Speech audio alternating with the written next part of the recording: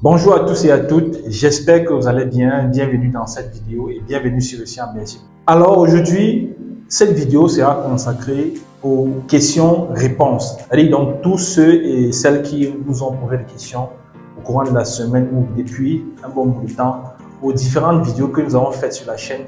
Nous allons prendre le temps dans cette vidéo de répondre à toutes ces questions.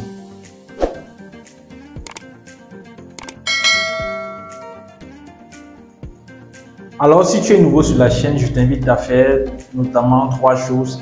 Premièrement, je t'invite à t'abonner à la chaîne Ici en Belgique parce que ici sur cette chaîne, nous publions plusieurs vidéos qui vous montrent comment vous pouvez faire les démarches par vous-même. Mais aussi, on vous donne des informations sur la procédure en temps réel et par rapport aux changements qui interviennent au courant de la procédure. Je t'invite également à partager cette vidéo parce que d'autres étudiants auront besoin des informations qui seront données dans cette vidéo. Donc, je t'invite aussi à mettre en commentaire une question ou bien une préoccupation par rapport à cette vidéo ou bien par rapport à l'état actuel de ta procédure. Alors, pour ceux et celles qui ne me connaissent pas, je suis Roland Fofou, promoteur de l'Académie Réussie en Belgique, dont l'objectif principal est de permettre aux étudiants de pouvoir faire leur procédure par eux-mêmes. Et ceci à partir d'un smartphone Android et d'une simple connexion Internet. Et tout ceci est possible grâce à un programme en formation vidéo que nous avons mis sur pied qui vous montre comment vous pouvez faire les démarches par vous-même en partant de l'équivalence des demandes d'admission, de l'étape de la prise en charge, en évaluant le salaire dont doit disposer votre parent pour être sûr que c'est celui ou que c'est celle qui va vous signer la prise en charge, mais aussi à la préparation à votre entretien au niveau du campus Belgique et aussi à la constitution d'un très bon dossier pour la demande de visa. Ce programme en formation vidéo qui coûte 150 € vous montre donc toutes ces démarches de A à Z avec des exemples d'implémentation et vous montre que vous pouvez faire vos démarches sans appeler quiconque pour vous aider dans les démarches et ceci à moins de coûts.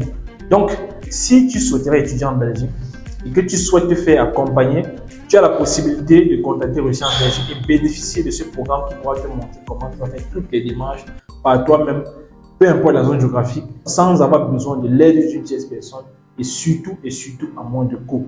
Alors, l'objet de cette vidéo, comme je l'ai dit au début, l'objectif sera de répondre à certaines questions qui nous ont été posées par les étudiants sur la chaîne après qu'on a fait plusieurs vidéos pour répondre à certaines thématiques également.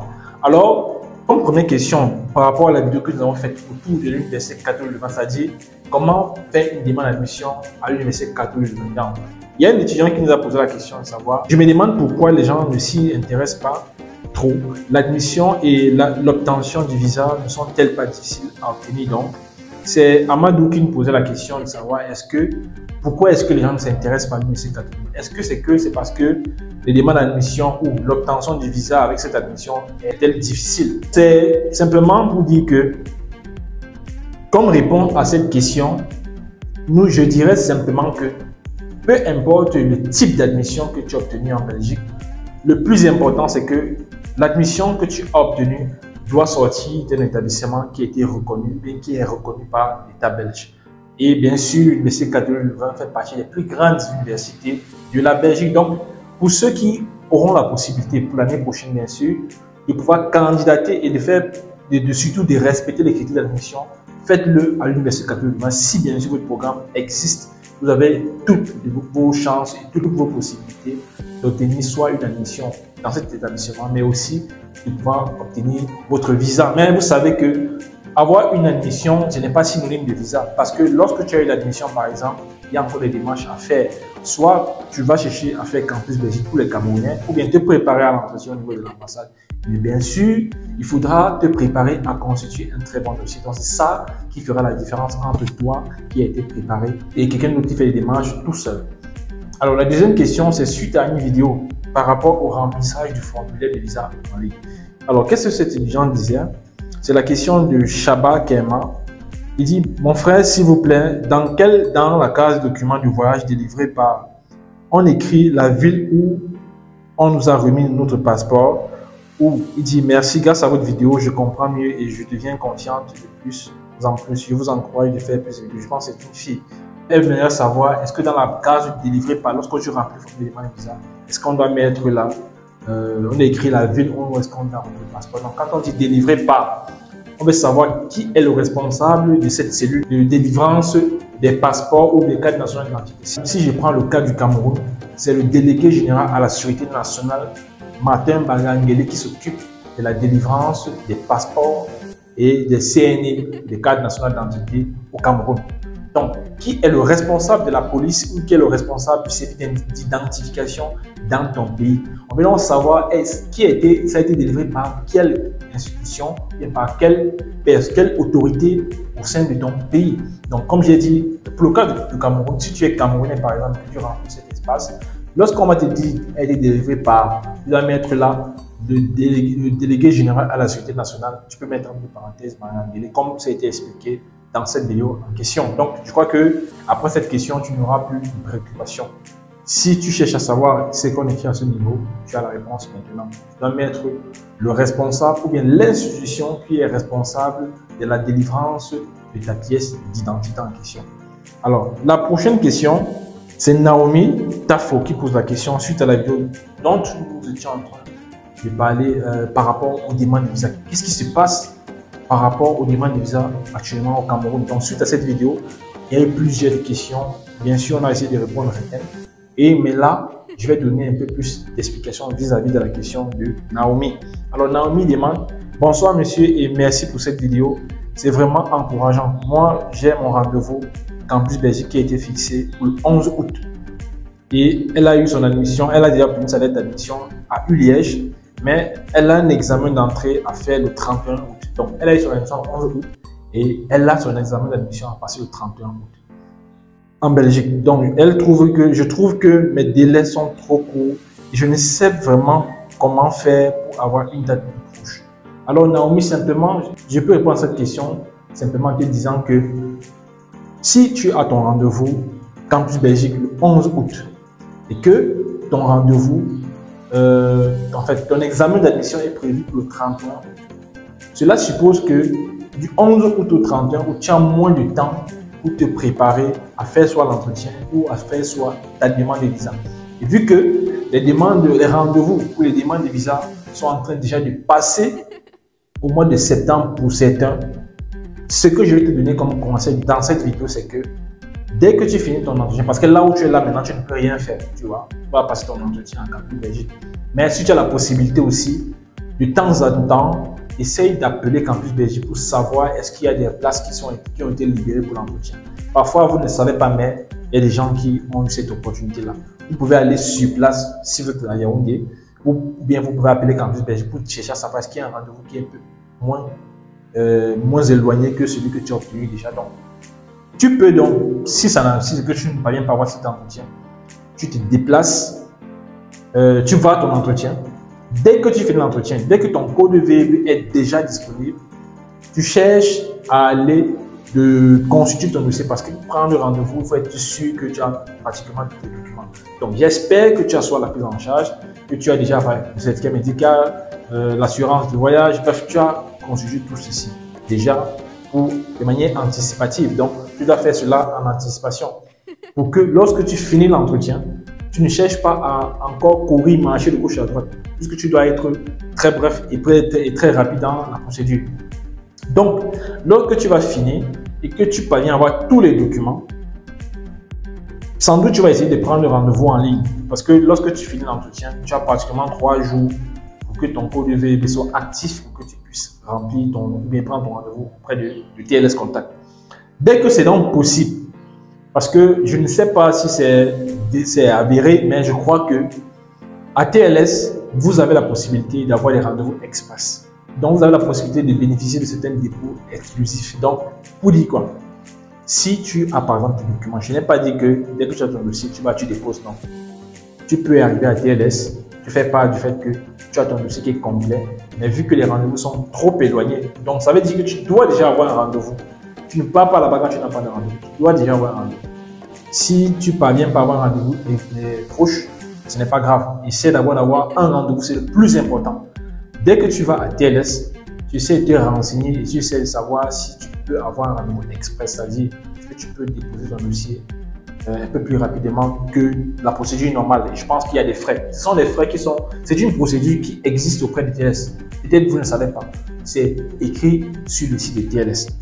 Si tu veux un rendez-vous express, je pense que tu vas dépenser pratiquement 26 000 poussières. Donc, tu as la possibilité de payer en dehors de tes frais de demande de visa qui sont élevés à pratiquement 150 000, de payer 26 000 de plus pour que ton rendez-vous soit plus proche. Soit tu peux déposer même le même jour. Ça peut arriver quand on te demande de déposer le même jour alors, ou tu déposes le lendemain, ou bien le jour où tu seras prêt à venir payer, ou bien venir verser les 26 000. Vu que toi, tu dois même faire cette étape-ci. Et je pense que c'est une meilleure solution pour toi parce que tu dois faire ton examen le 31 août. Ça veut dire que tu dois déjà être en Belgique au plus tard le 25 ou le 26 ou le 27. Ou si c'est vraiment trop éloigné, il faut que tu sois au plus tard le 30. Parce que tu dois passer ton entretien le 31. Alors, la prochaine question, c'est suite à la vidéo de comment faire pour aller étudier en Belgique en 2023. Alors, c'est un étudiant qui dit, c'est Karine Gamalieu qui dit « Bonjour, j'ai un BTS santé, 3 ans de formation. Quelle peut être l'équivalence de mon diplôme dans les universités belges ?» Déjà, concernant l'équivalence diplôme, il y a beaucoup d'éléments à comprendre ici et à maîtriser. L'équivalence, c'est la base de c'est la fondation de votre procédure. C'est la base de votre procédure administrative. Si tu fais très mal la constitution ou bien l'orientation de ton équivalence, tu auras des difficultés au niveau des demandes d'admission. Il y a plusieurs vidéos que nous avons déjà faites sur la chaîne. Tu peux aller dans la chaîne onglet playlist, module équivalent, tu vas voir qu'il y a plusieurs vidéos, on explique c'est quoi l'équivalence, comment faire le choix de l'équivalence, etc. Si tu rates dans l'orientation de ton équivalence, tu auras des complications au niveau des demandes d'admission, bien sûr pour la suite de la procédure. Donc, puisque toi, tu es fait dans un domaine de la santé, ce que tu dois comprendre, c'est que le BTS, d'abord, qui est un diplôme que vous composez soit au Cameroun ou dans un autre pays qui reconnaît le BTS comme diplôme national. En Belgique, le CV des équivalences peut te donner une certaine orientation de ton BTS par rapport aux études que tu souhaites faire. Puisque ton domaine d'études est dans le domaine de la santé, ça veut dire que tu dois chercher parmi les grands domaines de sélection par rapport à l'équivalence, un domaine qui se rapproche directement de cela. Parce que ce n'est pas forcément les formations que vous faites ici que vous allez faire effectivement en Belgique. Il y a des formations qui, peut-être les noms ne sont pas pareils, bien identiques, mais lorsqu'on essaie de voir le programme, c'est pratiquement la même chose. Donc, par rapport à l'équivalence, il y a beaucoup de choses à comprendre. Et je crois que lorsque tu feras l'équivalence dans ton BTS dans le domaine de la santé, tu verras qu'il y a le domaine et le sous-domaine de tes études que tu dois faire comme sélection. Le grand groupe, généralement, c'est le domaine de la santé. Maintenant, à l'intérieur du domaine de la santé, tu dois être un peu plus spécifique. Est-ce que c'est dans le domaine de l'infirmerie? Est-ce que c'est la parapharmacie? Est-ce que c'est la pharmaceutique? Donc, c'est en fonction de ce que tu as suivi que tu feras ton équivalence. Et je tiens à faire ce petit rappel également pour ceux qui font dans le domaine de la santé, particulièrement pour ceux qui font soins infirmiers. Ce n'est pas la même chose. Si vous faites votre équivalence en soins infirmiers et que vous faites par exemple dans le domaine de la santé, par exemple en pharmaceutique, ce n'est pas la même chose que celui qui a fait un BTS en santé, par exemple, dans un domaine précis, qui va faire ton équivalence. Tu dois faire l'équivalence de ton diplôme de soins infirmiers. Ça veut dire que le CV d'équivalence doit reconnaître ton diplôme de soins infirmiers pour que tu puisses être capable de faire une demande d'admission, peut-être dans le même domaine en Belgique. Si tu as par exemple une licence en soins infirmiers qui est pratiquement se fait souvent en 3 ans, pour certains peut-être 4 ans pour d'autres, tu dois faire la reconnaissance de ton diplôme de soins infirmiers auprès du CV des équivalences. Et il y a une procédure un peu plus spécifique. Peut-être, je pense, on a fait une vidéo, on essaie un peu d'expliquer de manière brève, mais dans une prochaine vidéo, je vais donner un peu plus d'éléments pour que tu puisses comprendre. Alors, la prochaine question, c'est, suite à la vidéo de la dérogation, et ce qu'il faut faire pour avoir, c'est Olga Malonga qui posait la question. Il dit, merci mon frère pour ces éclaircissements. Seulement, j'ai une question. À combien de semaines estime-t-on un dépôt tardif et demande de visa, même si le dossier est bon dans l'ensemble? Alors, on ne peut pas définir un délai de dépôt tardif, mais lorsque l'ambassade vous dit que vous devez déposer votre demande au plus tard le 31 juillet, par exemple, pour cette année, c'est écrit sur le site de l'ambassade de la Belgique pour votre pays, par exemple, au Cameroun, c'est écrit. Ils vous disent que vous n'aurez plus de possibilité de faire une demande de visa au plus tard le 31 septembre. Si le 31 septembre passe, tu n'as pas encore fait ta demande, tu n'auras plus la possibilité de faire ta demande de visa. Cela veut dire quoi? On considère que ce délai-là, c'est par exemple le dépôt tardif déjà exclusivement. Mais maintenant, on reconnaît un dépôt tardif vis-à-vis de votre dérogation ou bien vis-à-vis de votre date limite d'admission ou bien votre date limite à laquelle vous devez être présent en Belgique. Si votre admission que vous avez obtenue, par exemple, c'est dans une université, vous savez tous que la date de la rentrée, c'est pratiquement le 14 ou le 15 septembre. Et on sait que la dérogation va au plus tard le 30 septembre. Ça veut dire que ta date, ton dépôt tardif, c'est soit avant, pratiquement 2 jours avant le 30 septembre, ou bien après. Donc, tu dois être capable de faire le dépôt de ta demande avant le 30 septembre, qui est la date de la dérogation. Si tu dépasses cette date-là, effectivement que tu auras un dépôt tardif. Tu comprends un peu? Donc, c'est ce qu'on appelle dépôt tardif. Sinon, il n'y a pas de date qu'on doit calculer pour savoir que bon, je suis dans les délais de dépôt tardif. Non. La date limite, la date que tu ne dois pas atteindre, c'est la date de la rentrée. Considère que c'est la date limite là-bas. Si tu dépasses la date de la rentrée, sache que tu es pratiquement en train d'approcher un dépôt tardif. Parce que faut aussi prendre en considération le délai de traitement de la demande qui va à l'office ou bien à l'ambassade. Parce que quand on dit que votre dossier va à l'office ou bien à l'ambassade, il y a un délai de traitement. Dépendamment de la mission que vous avez obtenue. Si c'est dans le privé, automatiquement, ça parle au-delà de 3 mois. Si c'est dans le public, c'est pratiquement 3 mois. Et si ça va plus, il y a la précédente vidéo où je vous explique ici comment prendre un avocat pour faire un recours lorsque vous avez par exemple un dépôt, ou un motif de dépôt négatif, ou un refus. Donc voilà un peu la réponse que je pouvais donner à la question de Olga Malonga. Donc voilà ce qu'il faut faire par rapport à cette question-là. Alors, la prochaine question, c'est suite à la vidéo sur le formulaire standard. Est-ce que sans ton formulaire standard, tu peux avoir un refus de visa? C'est Nadine qui a posé la question et demandé à savoir, s'il vous plaît, j'aimerais savoir à quel moment et comment demander une dérogation. Donc, Nadine, pour faire la demande de la dérogation, tu écris au service d'inscription de ton établissement. Donc, si tu as eu l'admission dans une haute école, dans une université, écris au service d'inscription ou au service d'admission de l'université ou de la haute école ou de la promotion sociale ou de l'école privée pour avoir ta dérogation. Ce n'est pas l'office ou bien l'ambassade qui vous donne ça. C'est l'établissement qui vous a octroyé l'admission. Vous devez faire la demande de cette dérogation à eux. Tu comprends un peu? Et à quel moment maintenant? Généralement, on demande la dérogation quand on est déjà en train d'approcher la rentrée ou bien on est en train d'approcher la date limite à laquelle toi tu dois être présent en Belgique. Si ta rentrée c'est prévu le 11 septembre et que l'école te dit que tu dois être au plus tard le 30 septembre, tu vois que à partir de septembre déjà tu dois déjà demander ce document. Parce que si ta demande est allée à l'office par exemple et qu'on t'a dit qu'il faut pratiquement 3 mois pour le traitement, en demandant la dérogation, c'est pour que l'école essaie de repousser. Ce n'est pas toutes les écoles qui donnent la dérogation. Parce que quand Mons ou bien ces universités vous donnent vos admissions, ils vous disent qu'après le 30, vous devez accepter. Donc, pratiquement, l'université ne donne pas de dérogation. C'est peut-être les hautes écoles, les promotions sociales, etc. qui peuvent prolonger les dates. Donc, si tu as eu l'admission dans un établissement privé et qui peut te donner la dérogation qui peut aller en octobre ou en novembre, dès que tu as la dérogation, à partir de septembre, déjà qui est la date de la rentrée, tu demandes déjà ce document. Et dès que je suis là, tu l'envoies à l'office des étrangers pour compléter ton dossier pour qu'on puisse prolonger le traitement de ta demande. Et il y a une précédente vidéo que nous avons fait ici, que je vais mettre juste là, qui explique comment compléter ton dossier de demande de visa auprès de l'office des étrangers. La prochaine question, c'est par rapport à la vidéo de 4 erreurs fatales à éviter lors du dépôt de demande de visa. Alors, c'est Darlene qui demande: bonjour, j'aimerais savoir où se trouve le consulat de la Belgique au Gabon, s'il vous plaît.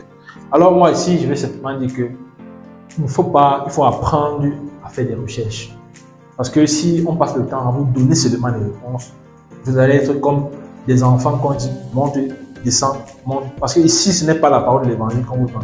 Ici, on vous montre que vous pouvez faire toutes vos démarches par vous-même. Ça veut dire que vous avez la capacité à faire des recherches vous-même.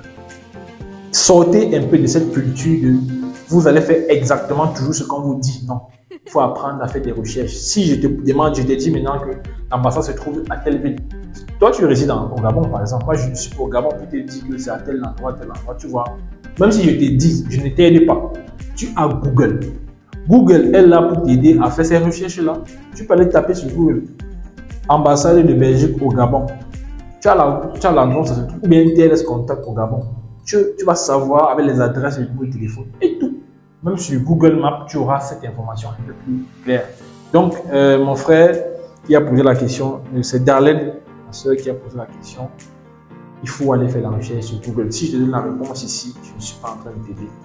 Je vais t'aider en t'amenant, en te montrant comment faire des recherches. Il faut aller sur Google. Tu auras l'information exacte et en temps réel. Alors, la prochaine question. Donc, cette question est un peu particulière parce que la personne a beaucoup parlé, donc je vais parler plus vite. C'était suite à la vidéo de qu'est-ce qui se passe toujours par rapport à demande visa actuellement au Canada. Alors, c'est Sylvain qui nous pose la question. Je ne sais pas si c'est une fille ou c'est un garçon. Mais Sylvain dit que, ok, mon cas est bizarre. L'année passée, j'ai fait une demande de visa en master en sciences économiques à l'Université de Liège. J'ai fait cette demande le 15 septembre et 3 mois plus tard, l'OE m'a donné une réponse positive sous production d'une dérogation. Après cela, j'ai fait une lettre à Liège, mais je n'ai pas eu de dérogation. Maintenant, après cela, j'ai eu la chance que l'OE a gardé mon dossier toujours intact. Lors de la demande d'admission cette année, je suis allé refaire une nouvelle demande, mais les conditions ont changé. Je n'ai pas pu postuler dans ce même master. Donc, il a changé parce qu'il n'avait plus la possibilité de le faire. Alors, maintenant, ma seule porte était cette filière. Il dit, je pense que c'est gestion des ressources humaines, ok. J'ai envoyé mon admission à l'ambassade et ils ont envoyé mon dossier encore à l'OE, à l'Office des étrangers. Qu'en penses-tu de ce dossier? Si c'est toi l'OE, peux-tu me donner le visa? Sois vrai s'il te plaît. Déjà, je vais dire à Sylvain que je ne suis ni l'ambassadeur, ni le directeur de l'Office des étrangers, ni personne dans l'administration belge. Et je n'ai aucun contact proche avec l'ambassadeur ou bien avec quiconque qui travaille dans l'administration de Belgique. Donc, pour te dire que je ne peux pas te dire ici si tu auras le visa ou bien que je peux te donner le visa par rapport à l'exemple que tu as donné. Mais ce que je vais te dire, c'est que peu importe l'état de ton dossier, lorsque tu fais les démarches comme il faut faire et à temps, et que si la procédure que tu as suivie est respectée ou bien est acceptée par l'administration, alors tu as les fortes chances d'avoir ton visa. Tu vois, peu importe comment est-ce que tu as fait ton dossier, si tu mérites d'avoir ton visa, tu auras ton visa. Donc, je peux croire qu'avec ce que tu as expliqué là, tu peux avoir ton visa. Et vous savez que lorsque vous avez une admission qui n'a rien à voir avec votre étude antérieure, ça peut être difficile pour la demande de visa. Et aussi parce que lorsque vous allez à l'ambassade pour défendre votre entretien, votre projet d'études, votre projet professionnel, si tu es au Cameroun, c'est à Campus Belgique. Si tu es à l'étranger, c'est à l'ambassade. Tu dois être capable de montrer le lien qui est entre la formation que tu as faite au pays et celle que tu vas faire là-bas. Donc, je crois que si tu as changé de formation et que c'est toujours en rapport avec ce que tu as étudié, que tu as su le faire, peu importe si l'année dernière tu as fait la demande, ça a marché, que cette année tu as changé et tout et tout. Si c'est un lien et que c'est en corrélation, tu n'as aucun lien, aucun souci à te faire et de patienter simplement ton admission. Donc, Sylvain, voilà la réponse que je vais te donner. Je n'ai pas voulu te répondre en commentaire parce que je me dis, cette question, il fallait que tu comprennes que je ne peux pas donner le visa où il y a personne ici dans l'académie reçue en Belgique. Je peux te dire que moi, si j'étais à la place de l'eau, j'avais le visa, non. Je n'ai pas l'indicateur pour dire que celui sera le visa. Mais je sais que tu suis les démarches que nous on vous montre ici, A à Z, comme il faut, tu auras ton visa. Donc, c'était un peu là quelques questions qui ont été posées, que j'essaie de prendre pour pouvoir répondre à tout le monde, pour que ça bénéficie à tous, pas simplement à ces personnes qui ont posé les questions. Donc, je crois que cette vidéo mérite d'être partagée au maximum à tous ceux qui sont en train de faire sur la demande ou ceux qui sont intéressés à comment faire pour aller étudier en Belgique. Donc, si tu as aimé la vidéo, je t'invite à mettre un pouce, à partager au maximum à tous ceux qui aimeraient faire la procédure. Et vous savez que on vous a dit ici que Recherche en Belgique a mis sur pied un outil, un support qui vous montre comment vous pouvez faire les démarches par vous-même et à moins de coûts. Surtout, peu importe où vous vous trouvez sur la planète Terre, parce qu'il n'y a pas quelqu'un qui va me dire ici que je n'arrive pas à faire la procédure parce que je suis à tel endroit. Si tu sais qu'il y a l'ambassade de la Belgique ou bien une ambassade qui s'occupe de certaines procédures de l'ambassade de la Belgique, alors tu peux le faire. Donc, ce programme pourra te montrer comment tu vas faire les démarches sans appeler de l'aide à quelqu'un. Il va simplement falloir que tu puisses être capable de souscrire au programme à ce qui vaut 150 €. Une fois que tu l'as fait, tu vas intégrer l'académie. Tu seras accompagné par les promoteurs, notamment moi, Lionel, etc. Et bien sûr par les différents administrateurs de l'académie. Donc, je te dis merci. Abonne-toi si tu n'es pas encore abonné à la chaîne YouTube de Réussir en Belgique ou à nos différents réseaux. Active la cloche de notification pour être renseigné des différentes vidéos que nous publions régulièrement pour que tu sois au parfum de l'information, des changements qui interviennent au courant de la pratique. Alors, je te dis merci et rendez-vous dans une prochaine vidéo.